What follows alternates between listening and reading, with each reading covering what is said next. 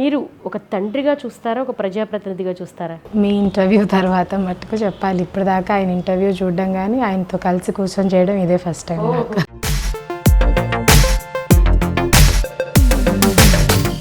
నాన్నగారి నుంచి ఏం నేర్చుకున్నారు అంటే ఏం చెప్తారు?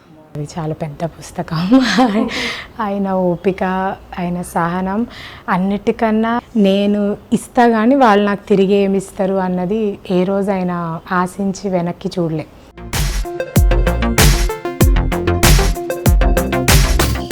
విజయలక్ష్మి గారి విషయంలో మీరు గర్వపడినటువంటి సందర్భం ఏంటంటారు?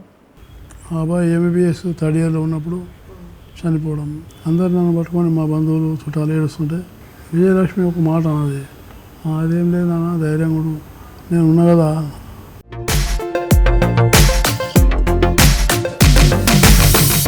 నాన్నగారికి మీరు ఎన్ని మార్క్స్ ఇస్తారు? ఒక పొలిటీషియన్గా, ఒక ఫాదర్గా. పాలిటిషియన్గా నా స్థాయి చాలా చిన్నది. కూతురుగా నేను 101% డిస్టింక్షన్లో మార్క్స్ ఇస్తాను. ఓకే.